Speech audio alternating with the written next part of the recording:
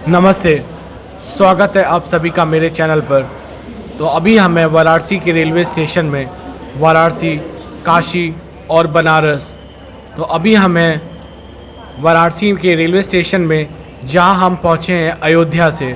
अयोध्या से वाराणसी आने के लिए आपको 4 घंटे का समय लगता है ट्रेन से। जब मैं वाराणसी रेलवे स्टेशन पहुंचा तो यहां पर इतनी ज़्यादा भीड़ थी, मैं भी देखकर आश्चर्यचकित हो गया। काफ़ी सारे लोग स्टेशन के बाहर ही दरी बिछाकर लेटे हुए थे। इतनी ज़्यादा भीड़ मैंने कहीं स्टेशन पर नहीं देखी। जैसे ही आप रेलवे स्टेशन से बाहर निकलेंगे तो आपको कई सारी खाने पीने की शॉप रात में भी खुली हुई मिलेंगी। अगर आपको काशी विश्वनाथ मंदिर जाना है तो आपको सबसे पहले गोदोलिया चौक जाना पड़ेगा। यहाँ से रेलवे स्टेशन से गोदोलिया चौक तक जाने का बैटरी रिक्शा का किराया 30 रुपये पड़ता है। तो मैं गोदोलिया चौक पहुंच गया बैटरी रिक्शा से। वाराणसी आने के लिए आप ट्रेन, बस, फ्लाइट या अपने प्राइवेट व्हीकल से भी आ सकते हैं। तो आज हम इस वीडियो में काशी विश्वनाथ मंदिर, बाबा भैरवनाथ मंदिर, दशाश्वमेध घाट, 80 घाट, सारनाथ, बनारस हिंदू यूनिवर्सिटी का काशी विश्वनाथ मंदिर, यहाँ की गलियाँ और यहाँ के ट्रैफिक और लोगों को देखेंगे। यहाँ गोदोलिया चौक से 4 जगह रास्ता जाता है। एक रास्ता काशी विश्वनाथ मंदिर, मणिकर्णिका घाट, भैरव बाबा मंदिर की तरफ जाता है। तो दूसरा रास्ता दशाश्वमेध घाट और डॉक्टर राजेंद्र प्रसाद घाट की तरफ जाता है। तीसरा रास्ता 80 घाट और BHU की तरफ जाता है। और जहाँ से मैं आया हूँ चौथा रास्ता वो जाता है रेलवे स्टेशन और सारनाथ की तरफ, जहाँ से होकर हम जाएंगे सारनाथ। तो आइए वीडियो शुरू करते हैं। तो फिर सबसे पहले मैंने डिसाइड किया चलते हैं सबसे पहले काशी विश्वनाथ मंदिर, जो कि गोदोलिया चौक से 0.4 किलोमीटर था, जहाँ पे आप वॉकिंग करते हुए भी जा सकते हैं। क्योंकि मंदिर में दर्शन करने के लिए सुबह के वक्त सबसे कम भीड़ होती है और आप नहीं चाहेंगे कि मंदिर में दर्शन करने के लिए आप 2 से 3 घंटा या 10 घंटे लाइन में खड़े हों। सुबह का वक्त था, इसलिए सारी मार्केट भी अभी बंद थी। वाराणसी, बनारस या काशी। वाराणसी दक्षिण पूर्वी उत्तर प्रदेश राज्य, उत्तरी मध्य भारत में गंगा नदी के तट पर स्थित है और हिंदुओं के 7 पवित्र नगरों में से एक है। इसे मंदिरों एवं घाटों का नगर भी कहा जाता है। वाराणसी का पुराना नाम काशी है। वाराणसी विश्व का सबसे प्राचीन बसा हुआ शहर है। यह गंगा नदी के किनारे बसा है और हजारों साल से उत्तर भारत का धार्मिक एवं सांस्कृतिक केंद्र रहा है। 2 नदियों वरुणा और असी के मध्य में बसा होने के कारण इसका नाम वाराणसी पड़ा। बनारस या वाराणसी का नाम पुराणों, रामायण, महाभारत जैसे अनेकों ग्रंथ में मिलता है। वेदों में भी काशी का उल्लेख है। संस्कृत पढ़ने प्राचीन काल से ही लोग वाराणसी आया करते थे। वाराणसी के घरानों की हिंदुस्तानी संगीत में अपनी ही शैली है। और अब हम पहुंच रहे थे काशी विश्वनाथ मंदिर के गेट नंबर 1 की तरफ। यहाँ पर पतली तंग गलियों से होते हुए आपको जाना है काशी विश्वनाथ मंदिर में, जहाँ पर आप दर्शन करेंगे महादेव के शिवलिंग के। लेकिन अगर आपके पास कोई बैग या झोला है तो वो आपको दुकान में ही सबमिट करना पड़ेगा और दुकान वाले आपका बैग तभी रखेंगे जब आप उनसे कुछ प्रसाद लेंगे, क्योंकि वो भी यही कहते हैं कि हम बैग नहीं रखेंगे चाहे आप बैग रखने के लिए रुपए ही क्यों ना दो। काशी विश्वनाथ मंदिर भगवान शिव को समर्पित सबसे प्रसिद्ध मंदिरों में से एक है।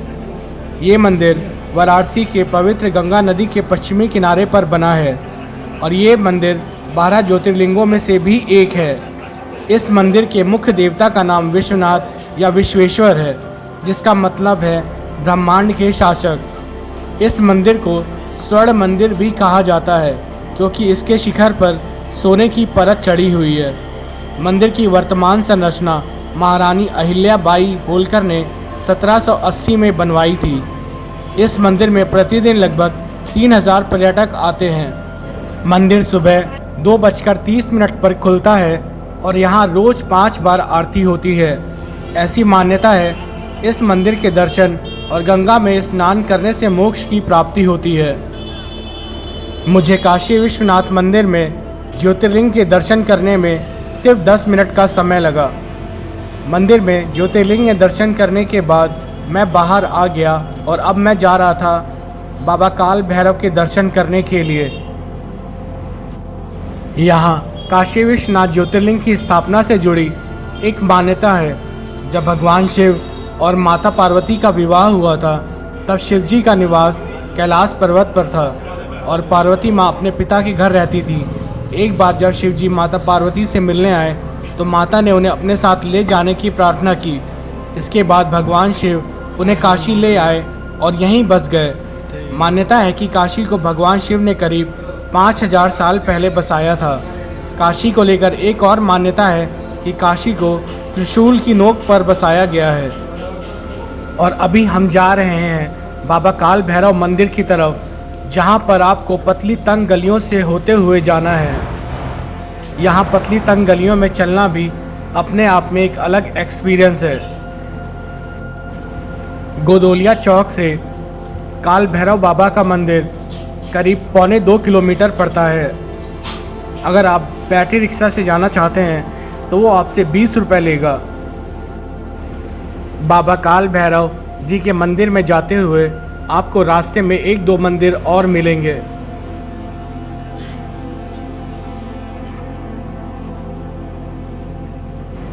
यहाँ पर मान्यता है कि काल भैरव जी को इस शहर का कोतवाल भी कहा जाता है।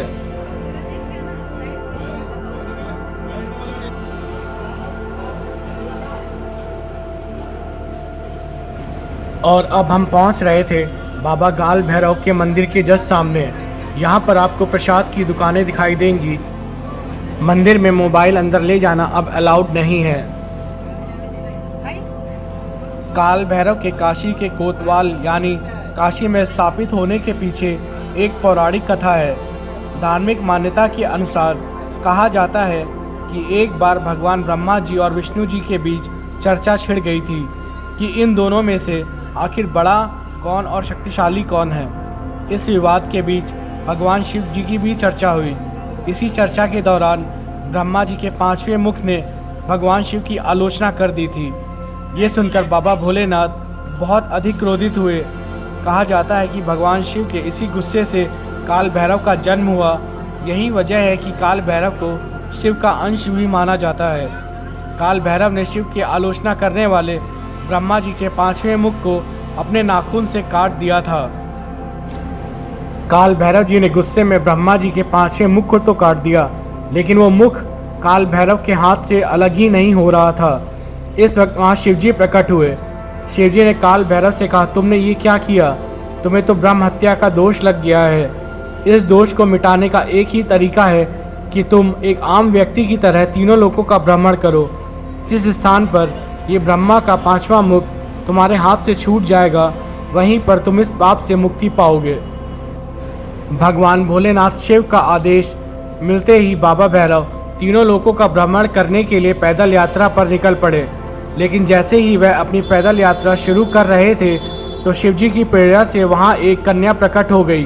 कहा जाता है कि ये बहुत ही तेजस्वी कन्या थी जो अपनी जीवा से कटोरे में रखे रक्त का पान कर रही थी। वह कन्या कोई आम कन्या नहीं बल्कि ब्रह्म हत्या थी। शिवजी ने इस कन्या को भैरव के पीछे छोड़ा था ताकि भैरव तीनों लोकों का भ्रमण करना ना छोड़े। पौराणिक कथा के मुताबिक तीनों लोकों का भ्रमण करते हुए जब भैरव बाबा काशी पहुँचे तो उनका पीछा कर रही कन्या छूट गई। शिवजी की आज्ञा के मुताबिक काशी में इस कन्या का प्रवेश करना मना था। काशी में जैसे ही भैरव बाबा गंगा के तट पर पहुँचे तो यहाँ भैरव बाबा के हाथ से ब्रह्मा जी का शीश अलग हो गया।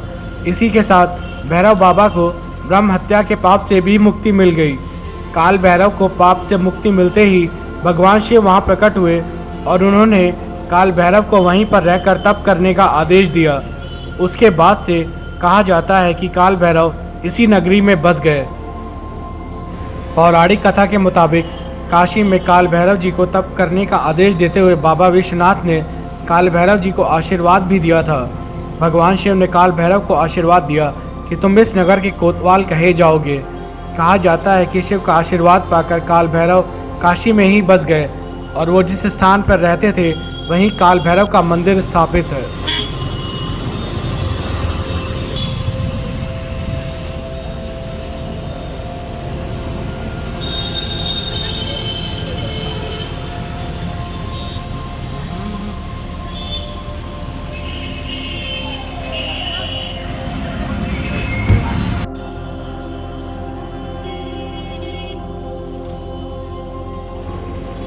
मैं आपसे यहाँ कहना चाहूँगा कि अगर आप काशी घूमना चाहते हैं तो गुदोलिया चौक से आप पैदल ही ज़्यादातर घूमने की कोशिश करें, क्योंकि आप पैदल ज़्यादा चीज़ें देख लेंगे और घूम लेंगे, जबकि बैटरी रिक्शा से आप कुछ गिनी चुनी हुई चीज़ें ही देख सकते हैं।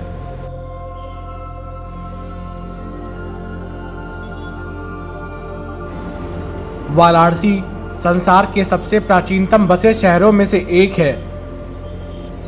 हिंदू धर्म में सर्वाधिक पवित्र नगरों में से एक माना जाता है और इसे अविमुक्त क्षेत्र कहा जाता है। इसके अलावा बौद्ध एवं जैन धर्म में भी इसे पवित्र माना जाता है। वाराणसी की संस्कृति का गंगा नदी, श्री काशी विश्वनाथ मंदिर एवं इसके धार्मिक महत्व से अटूट रिश्ता है। ये शहर सहस्रों वर्षों से भारत का, विशेषकर उत्तर भारत का सांस्कृतिक एवं धार्मिक केंद्र रहा है।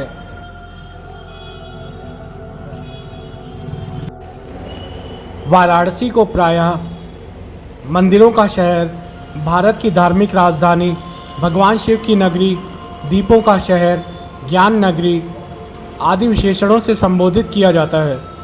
प्रसिद्ध अमेरिकी लेखक मार्क ट्वेन लिखते हैं, बनारस इतिहास से भी पुरातन है, परंपराओं से भी पुराना है, किंवदंतियों से भी प्राचीन है और जब इन सबको एकत्र कर दें तो उस संग्रह से भी दोगुनी प्राचीन है।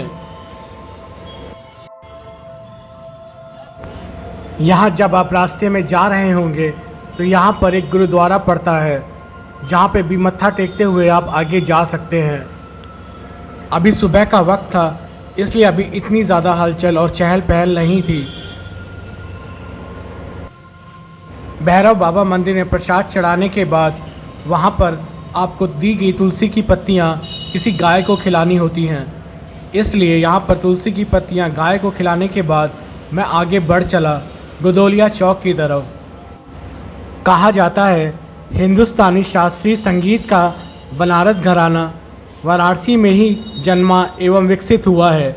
भारत के कई दार्शनिक, कवि, लेखक, संगीतज्ञ वाराणसी में रहे हैं, जिनमें कबीर, वल्लभाचार्य, रविदास, स्वामी रामानंद, मुंशी प्रेमचंद्र, पंडित रविशंकर एवं उस्ताद बिस्मिल्लाह खां आदि कुछ हैं। गोस्वामी तुलसीदास ने हिंदू धर्म का परम पूज्य ग्रंथ रामचरितमानस यहीं लिखा था और गौतम बुद्ध ने अपना प्रथम प्रवचन यहीं निकट ही सारनाथ में दिया था।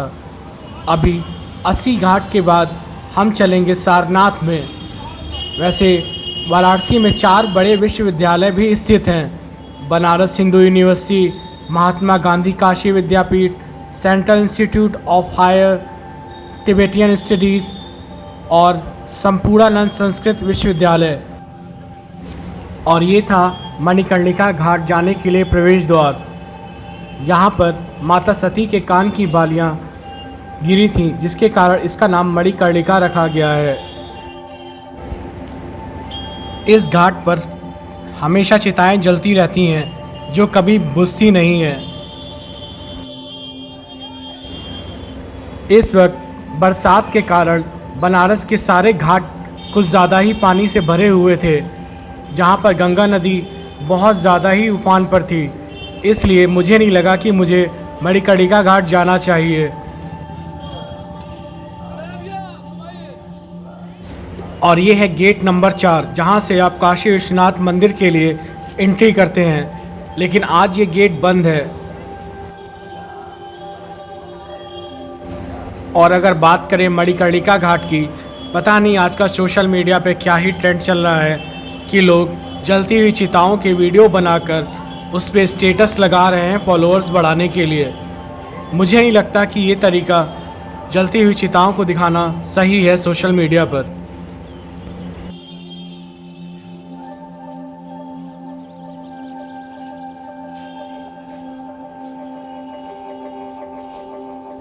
और अब धीरे धीरे सारी दुकानें खुलनी शुरू हो रही थीं। जब आप इस गली से निकलेंगे तो आपको हर दूरी पर चाय की दुकान, पकौड़े की दुकान, समोसे, खस्ते, डोसा ये सब अवेलेबल होंगे जो कि आप खा सकते हैं। लेकिन इतनी सुबह सुबह मुझे भूख नहीं लगी थी, इसलिए मैंने सिर्फ रुक कर चाय पी और बढ़ चला आगे गदोलिया चौक की तरफ। यहाँ पर अमरस भी मिल रहा था।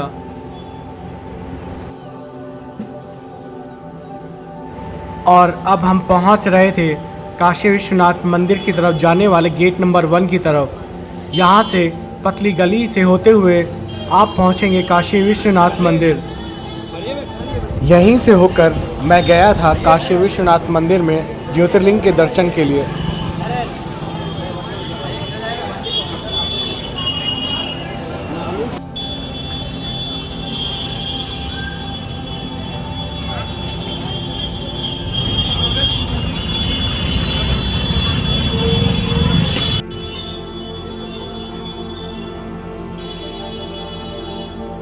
और अब मैं पहुंच रहा था गदोलिया चौक और मुझे यहाँ से जाना था 80 घाट, क्योंकि 80 घाट से आपको बोट मिलती है जिससे आप पूरे घाटों के दर्शन कुछ ही टाइम में कर लेंगे। जब यहाँ पर मैंने बैटरी रिक्शा वाले से 80 घाट जाने तक का किराया पूछा तो उसने सीधे बोला 100 रुपये। मैंने पूछा सवारी का किराया 100 रुपये होता है? तो उसने बोला नहीं, ये यहाँ पर सिर्फ बैटरी रिक्शा रिजर्व होके ही जाते हैं। फिर मैंने बोला मुझे सवारी के तौर पर जाना है, तो उसने बोला नहीं, यहाँ पर सवारी के थ्रू नहीं जाते हैं, यहाँ पर बुकिंग करके ही जाते हैं। तो उसके बाद मैं थोड़ा आगे आया 200 से 300 मीटर, तो मुझे वहाँ बैटरी रिक्शा कुछ खड़े मिले जो कि 80 घाट के लिए जा रहा था, जिसने कि 80 घाट तक पहुँचाने में 30 रुपये लिए।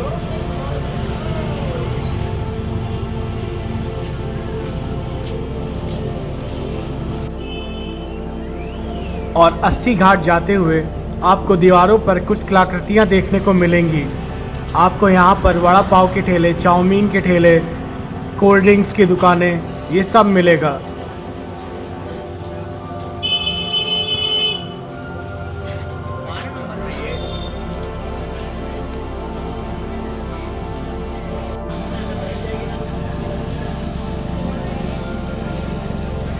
और हम पहुँच गए 80 घाट।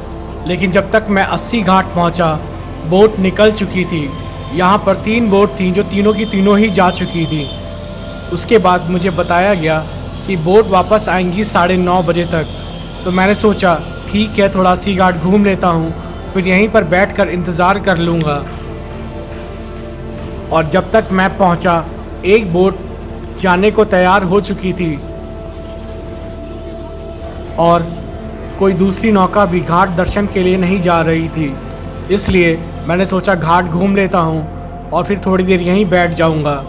लेकिन क्या पता था 2 घंटे से ज़्यादा इंतज़ार करने के बाद भी बोट में जाने को नहीं मिलेगा। 80 घाट के बारे में बात करें तो यह वाराणसी का सबसे दक्षिणी घाट है। यह गंगा और 80 नदियों के संगम पर बना है। 80 घाट के पीछे कहानी है कि माँ दुर्गा ने शुंभ निशुंभ नाम के राक्षसों का वध करने के बाद अपनी तलवार जमीन पर फेंक दी थी। इस वजह से धरती पर गड्ढा बना और वहां से 80 नदी बहने लगी। 80 घाट पर सुबह बनारस नाम का एक सांस्कृतिक और आध्यात्मिक कार्यक्रम होता है। 80 घाट पर आरती का बहुत महत्व है। कहा जाता है कि लोग इस घाट के दर्शन करते हैं, उन्हें अक्षय फलों की प्राप्ति होती है। 80 घाट के पास ही हनुमान घाट भी है। 80 घाट गदोलिया चौक से 3 से 3.5 किलोमीटर की दूरी पर पड़ता है। आप देख सकते हैं इस वक्त गंगा नदी में कितना ही ज़्यादा पानी है। मैं 80 घाट 7:45 के करीब पहुंचा था जब सारी बोट जा चुकी थी और इस वक्त बज रहा था 10 बजने के करीब था। तो एक बोट वापस आई। उसने बताया कि अब यहाँ से इतनी जल्दी कोई बोट घाट दर्शन के लिए नहीं जाएगी। जो दूसरी जाने वाली बोट है वो 3 बजे के करीब दोबारा घाट दर्शन के लिए जाएगी। इसलिए फिर मुझे लगा यहाँ रुकना वेस्ट हो गया।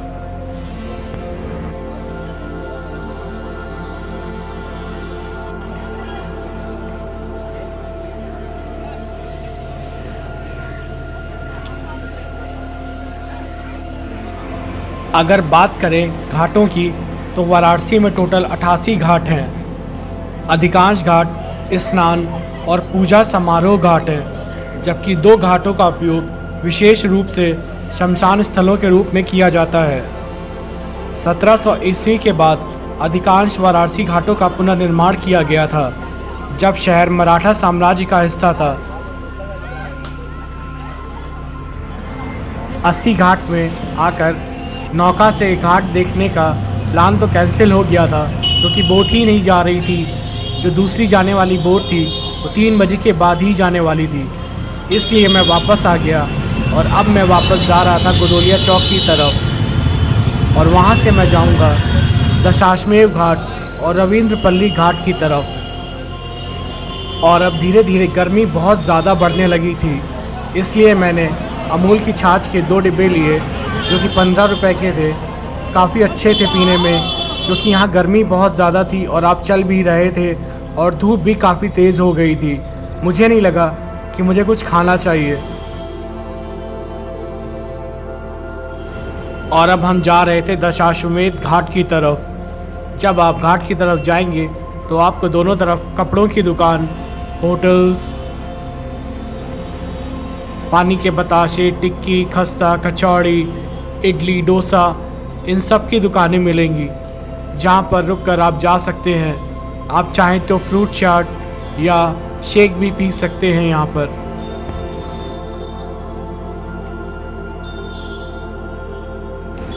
यहाँ पर धीरे धीरे अब गाड़ियों का शोर भी बढ़ने लगा था।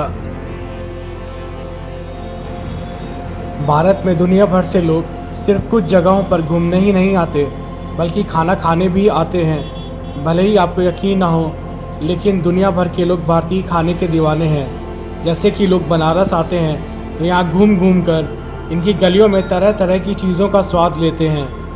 दरअसल भारत का यह शहर अपने जायके के लिए हमेशा से जाना जाता रहा है।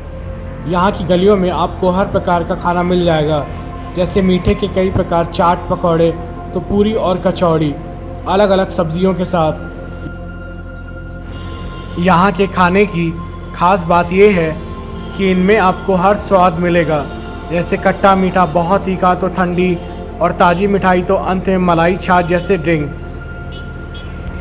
और अगर आप बनारस गए हैं तो ठंडाई और बनारसी पान का स्वाद ज़रूर लें। ठंडाई में दूध, केसर और कई प्रकार के ड्राई फ्रूट्स होते हैं, तो बनारसी पान बनाने के लिए जिन चीज़ों का इस्तेमाल होता है उनका स्वाद ही अलग होता है। ऐसा पान आपको कहीं और नहीं मिलेगा।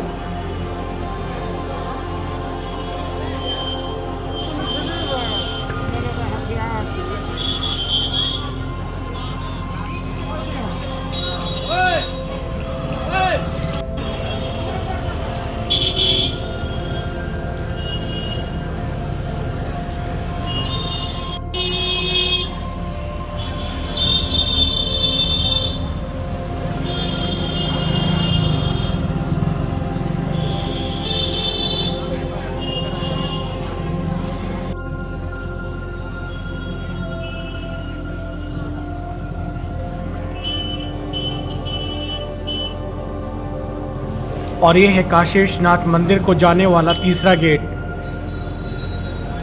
जो कि दशाश्वमेध घाट के पास में ही बना हुआ है। और इस द्वार के सामने एक खिचड़ी बाबा का मंदिर है, जो आपको पूरे दिन निःशुल्क खिचड़ी देते हैं। आप निःशुल्क यहाँ पर आकर खिचड़ी खा सकते हैं। भगवान शिव की इस नगरी में बाबा विश्वनाथ के साथ गुरुदेव बृहस्पति का मंदिर भी स्थापित है। ये मंदिर कई सदियों पहले बनाया गया था। इस स्थान को काशी शिव शंकर का निवास माना जाता है और कहा जाता है कि इसी स्थान पर बृहस्पति गुरु के मंदिर को स्थापित किया गया था। काशी के प्रख्यात मंदिरों में इस मंदिर का नाम भी जोड़ा जाता है। काशी के लिए माना जाता है कि भगवान शिव ने जब ये नगरी स्थापित की तो सभी देव मोक्ष नगरी में निवास करने के लिए उत्साहित थे। माना जाता है खुद भगवान शिव ने गुरु बृहस्पति को यहाँ स्थान दिया था। गुरुदेव बृहस्पति के इस स्थान का काशी के सभी मंदिरों में सबसे ऊंचा स्थान माना जाता है। बृहस्पति देव सभी 9 ग्रहों में से प्रमुख माने जाते हैं। धन और बुद्धि के देवता को पीली वस्तुएं पसंद हैं। इस मंदिर में लोग अपनी प्रार्थना पूरी होने पर हल्दी चंदन भी लगाते हैं।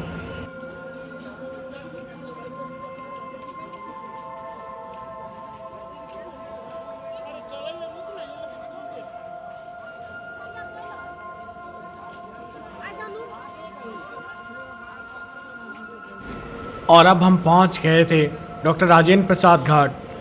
यहाँ पर बहुत ज़्यादा भीड़ लगी थी और लोग पूजा पाठ करवा रहे थे। यह घाट गंगा नदी के तट पर स्थित है और धार्मिक समारोहों, अनुष्ठानों और स्नान के लिए एक बहुत ही लोकप्रिय स्थान है। इस घाट का नाम भारत के पहले राष्ट्रपति डॉक्टर राजेंद्र प्रसाद के नाम पर रखा गया है।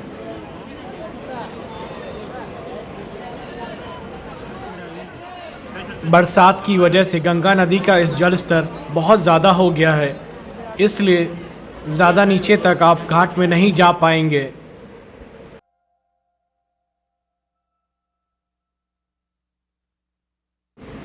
और इस घाट के बाद हम चल दिए दशाश्वमेध घाट की तरफ। दशाश्वमेध घाट की तरफ जाते हुए आपको काली माँ का ये मंदिर दिखेगा, जहाँ पर प्रणाम करके आप आगे घाट की तरफ बढ़ सकते हैं।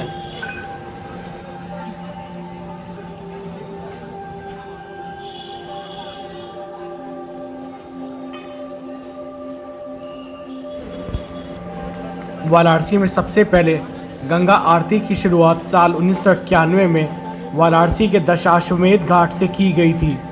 तब से ही रोज़ शाम के समय सूर्यास्त के बाद गंगा आरती की जाती है। ये आरती 45 मिनट तक होती है और इसमें गंगा के पानी में दीपक की लौ एक अद्भुत नज़ारा पेश करती है। ऋषिकेश, वाराणसी के अलावा अब प्रयागराज और चित्रकूट में भी गंगा आरती होती है। गंगा आरती को लेकर माना जाता है कि इससे मन की हर नकारात्मक ऊर्जा निकल जाती है।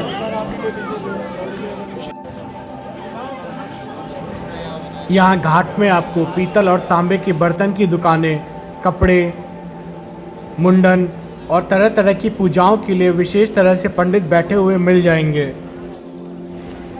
काशी खंड में बताया गया है कि ब्रह्मा जी द्वारा इस घाट पर अश्वमेध यज्ञ का आयोजन हुआ था। 10 घोड़ों की बलि देने के कारण इस घाट का नाम दशाश्वमेध घाट पड़ा था। कुछ विद्वानों का ये भी मानना है कि नागवंशी राजा वीर सिंह ने इस जगह पर 10 बार अश्वमेध यज्ञ किया था। इस वजह से भी इसका नाम दशाश्वमेध घाट पड़ा।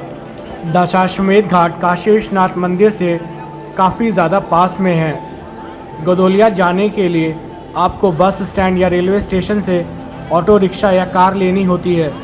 गदोलिया से घाट तक जाने के लिए 5 से 10 मिनट केवल पैदल चलना पड़ेगा, क्योंकि आसपास वाहन ले जाने की अनुमति नहीं है। दशाश्वमेध घाट का पक्का निर्माण बाजीराव पेशवा ने करवाया था। दशाश्वमेध घाट को देवी शीतला का निवास स्थान माना जाता है। यहाँ हर दिन शाम 6 से 7 बजे तक गंगा आरती होती है। विशेष पर्वों पर महाआरती का भी आयोजन किया जाता है। इस घाट पर गंगा स्नान करने वालों की भीड़ बहुत ही ज़्यादा होती है, क्योंकि इस घाट के पास प्रसिद्ध विश्वनाथ मंदिर भी है।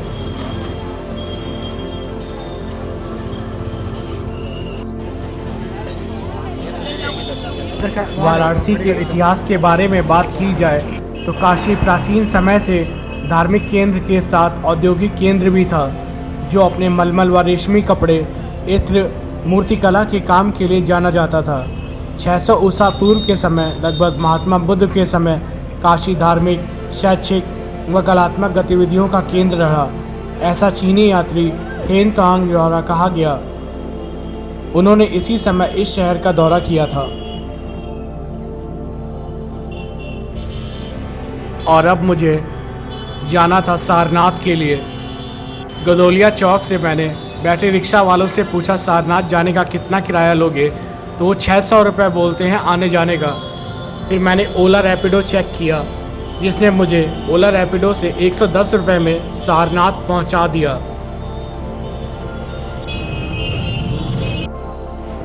सारनाथ गदोलिया चौक से 8 से 8.5 किलोमीटर की दूरी पर स्थित है।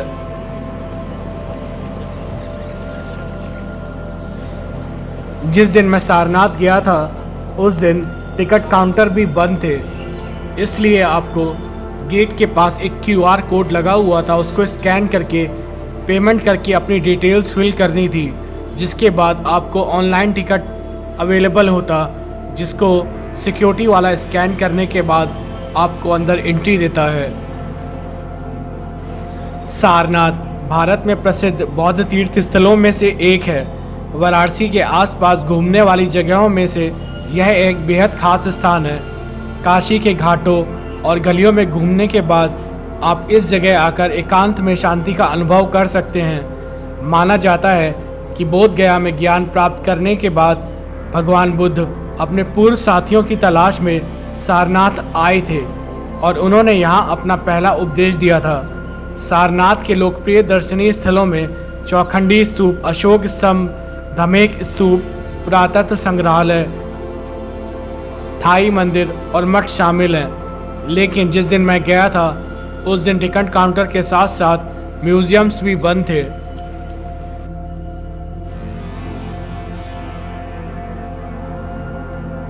यहाँ पर हम धर्मराजिका स्तूप और धमेक स्तूप को देखेंगे, जो कि आप पीछे देख सकते हैं। ये है धमेक स्तूप।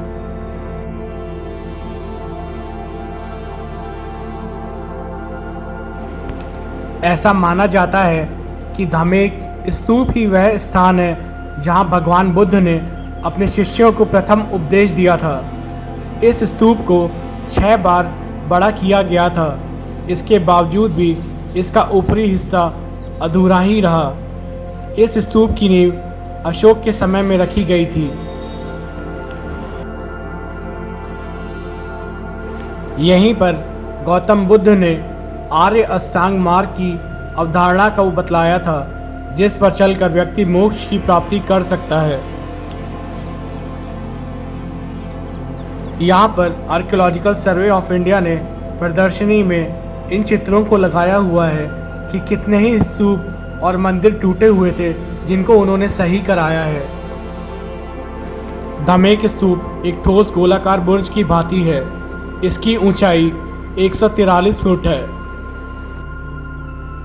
सारनाथ उत्तर प्रदेश राज्य में बौद्ध तीर्थ यात्रा के लिए एक बहुत ही पवित्र स्थल है। सारनाथ राज्य की घनी आबादी के बीच एक शांत और आध्यात्मिक जगह है, जो कई बौद्ध स्तूपों, संग्रहालयों, खूबसूरत मंदिरों के साथ ऐतिहासिक जगह है।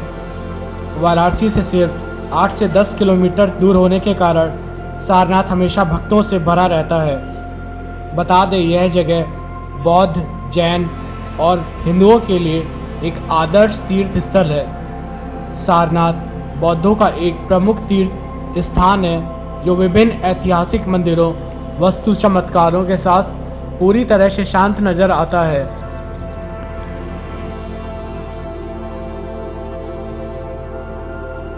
और अभी हमें सारनाथ के हिरण पार्क में, जहां बुद्ध आए थे, यहाँ के बोधि वृक्ष के नीचे ज्ञान प्राप्त करने के बाद बुद्ध ने अपना पहला उपदेश दिया था।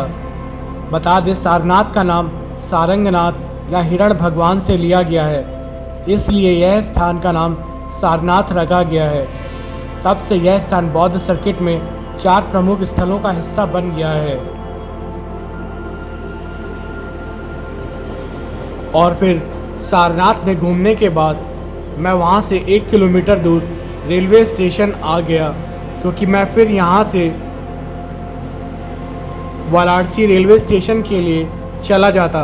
लेकिन यहाँ आकर पता चला कि यहाँ पर सारी ट्रेनें नहीं रुकती हैं, केवल बहुत कम ही दुक्का तिक्का ट्रेनें ही रुकती हैं। इसलिए मैं फिर वापस आया। फिर यहाँ पर मैंने ऑटो ढूंढा, फिर से उसने बोला 350 रुपये गदोलिया चौक तक जाने के लिए। तो फिर मैंने फिर से ओला चेक किया। 3-4 बार सर्च करने के बाद मुझे एक बाइक मिल गई, जो 110 रुपये में मुझे गदोलिया चौक छोड़ रहा था।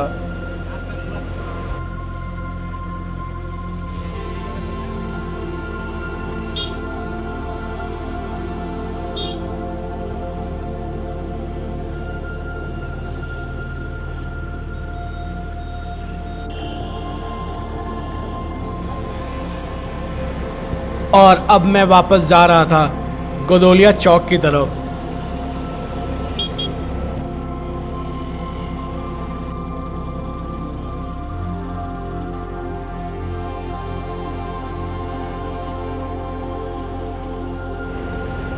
सारनाथ से काशी हिंदू यूनिवर्सिटी का डिस्टेंस 13 किलोमीटर के अराउंड है।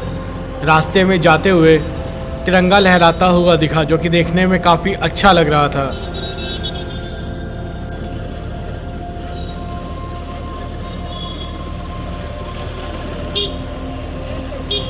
और अब मैं पहुंच रहा था वाराणसी के एक बहुत ही पुराने पुल पर, जिसका नाम है पुराना पुल, जिस पे सटा हुआ एक बैराज भी बना हुआ है।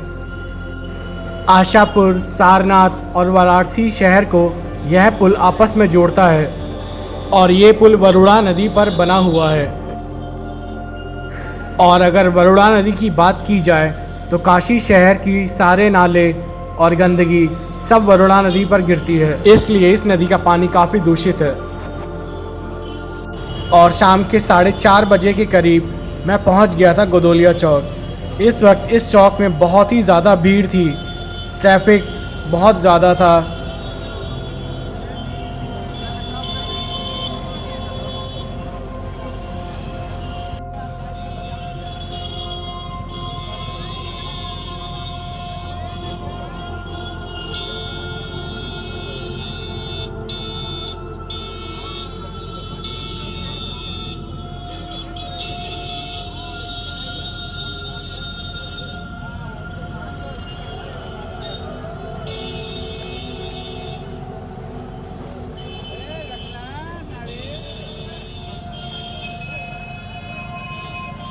और फिर वापस शॉप में जाकर मैंने छाछ पी। गर्मी में छाछ पीना शरीर को काफ़ी ठंडक देता है। और अब मुझे जाना था काशी हिंदू यूनिवर्सिटी के काशी विश्वनाथ मंदिर में, लेकिन पहले मैंने सोचा एक बार 80 घाट जाके देख लेता हूँ बोट मिलती है कि नहीं। तो उसके लिए सबसे पहले मैंने ओला से बाइक बुक की और चल पड़ा 80 घाट की तरफ।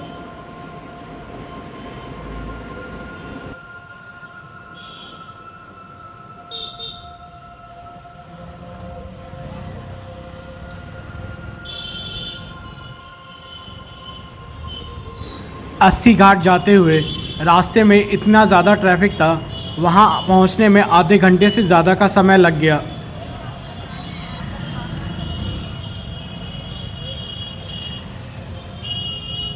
लेकिन मैं जब 80 घाट पहुंचा तो वहाँ पर कोई भी बोट नहीं खड़ी थी।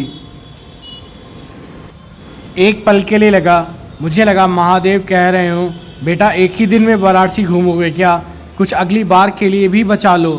तो मैंने सोचा चलो ठीक है, अब मैं चलता हूँ काशी हिंदू यूनिवर्सिटी के काशी विश्वनाथ मंदिर की ओर।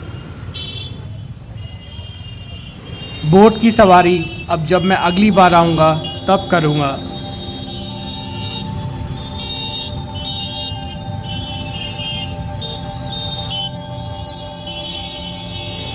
गोदोलिया चौक से काशी हिंदू यूनिवर्सिटी का डिस्टेंस 4.5 से 5 किलोमीटर के अराउंड है। वहाँ से आपको लंका के लिए मिलने वाले बैटरी रिक्शा में बैठना होगा और फिर लंका पहुंचकर आप वहाँ से बनारस हिंदू यूनिवर्सिटी पहुँच सकते हैं। लेकिन बैटरी रिक्शा से बनारस हिंदू यूनिवर्सिटी तक जाने का काफ़ी ज़्यादा टाइम लग जाता, क्योंकि बनारस हिंदू यूनिवर्सिटी का काशी विश्वनाथ मंदिर शायद 6 बजे तक बंद हो जाता है। तो मैंने सोचा बैटरी रिक्शा से अच्छा है मैं बाइक से ही निकल लेता हूँ, इजीली जल्दी पहुँच जाऊँगा।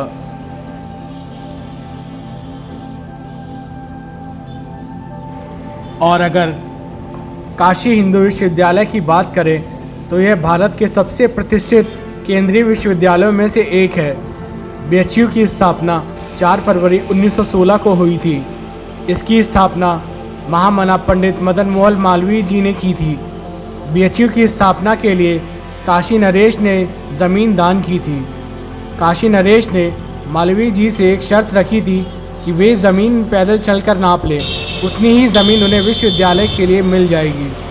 बीएचयू का कुल गीत अक्सर प्रशंसा पाता है और इसे कला मीडिया में भी दिखाया गया है। बीएचयू की टैगलाइन सर्व विद्या की राजधानी है। बीएचयू के इतिहास में एक घटना यह भी है कि जब अंग्रेज विश्वविद्यालय के छात्रों को गिरफ्तार करने के लिए कैंपस में आए थे, तब कुलपति डॉक्टर सर्वपल्ली राधाकृष्णन ने कहा था कि कोई भी अंग्रेज अफसर एक शिक्षा के मंदिर में प्रवेश नहीं करेगा। बीएचयू में हिंदी विभाग की शुरुआत हुई थी। बीएचयू में प्रेमचंद और भारतेंदु की रचनाओं को शामिल किया गया था। और अब हम काशी हिंदू विश्वविद्यालय के द्वार से अंदर आ गए थे।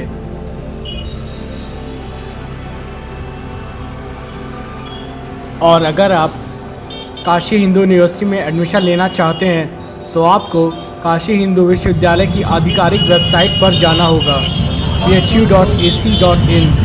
यहाँ पर आवेदन करने के लिए जनरल कैंडिडेट्स को 500 रुपये शुल्क देना होगा, जबकि SC/ST कैटेगरी के लिए शुल्क 250 रुपये है।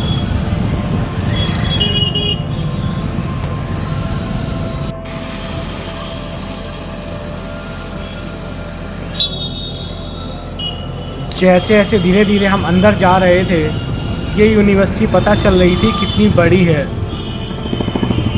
और कुछ देर बाद पहुंच गए काशी विश्वनाथ मंदिर में। बाहर से प्रवेश द्वार और मंदिर ऐसा दिखाई देता है।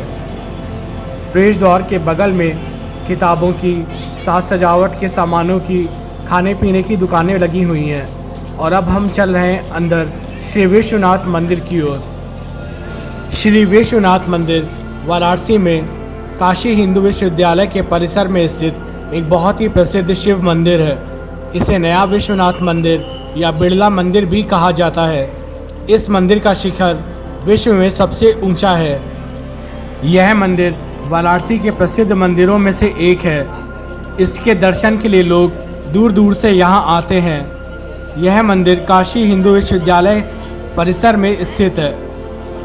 ये मंदिर द्रविड़ और नागर के साथ बेसर वास्तुशैली पर आधारित है। इस मंदिर का निर्माण कई खंड में हुआ है। जानकारी के अनुसार मार्च 1931 में महामना पंडित मदन मोहन मालवीय के निवेदन के बाद तपस्वी स्वामी कृष्णम ने इसकी आधारशिला रखी थी। उसके बाद उद्योगपति जुगल किशोर बिरला ने 1954 में इसके निर्माण का काम पूरा कराया। हालांकि उस वक्त भी मंदिर के शिखर का काम अधूरा था। उसके बाद 1962 में यह मंदिर पूरी तरह बनकर तैयार हुआ। मंदिर के अंदर मोबाइल ले जाना अलाउड नहीं है। तो मंदिर में शिवलिंग के दर्शन करने के बाद मैं आ गया यहाँ से बाहर। और बाहर निकलते ही नंदी जी की प्रतिमा बनी हुई थी, जहाँ पर लोग नंदी जी के कान में अपनी प्रार्थनाएं कह रहे थे।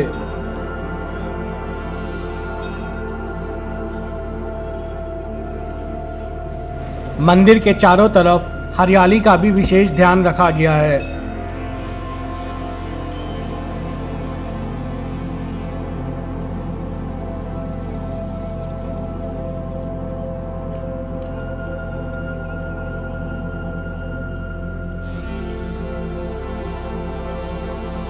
ये पूरा मंदिर सफ़ेद संगमरमर के पत्थरों से बना हुआ है और इसके शिखर पर 10 फीट ऊंचा कलश भी स्थापित है। वाराणसी आने वाले पर्यटकों के लिए ये मंदिर आकर्षण का केंद्र है। इसके अलावा शाम के समय इस मंदिर में रंग बिरंगी रोशनी इसकी खूबसूरती को और बढ़ा देती हैं। मंदिर के ठीक सामने पंडित मदन मोहन मालवीय जी की मूर्ति भी लगी हुई है।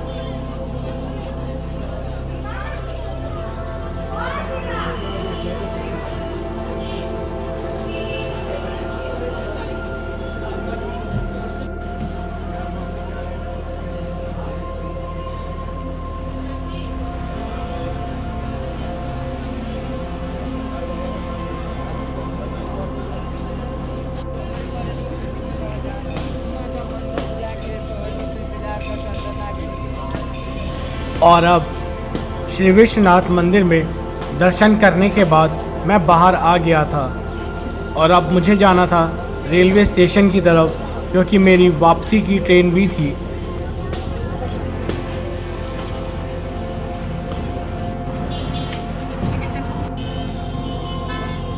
अगर आप वाराणसी नहीं आए हैं तो एक बार तो आपको ज़रूर आना चाहिए।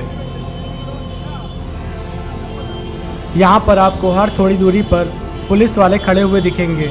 यहाँ का ट्रैफिक बहुत ही ज़्यादा है। यहाँ पर हर रोज़ शाम को काफ़ी ज़्यादा जाम लगता है। मुझे काशी हिंदू विश्वविद्यालय से रेलवे स्टेशन तक जाने में 1.5 घंटे से भी ज़्यादा का समय लग गया।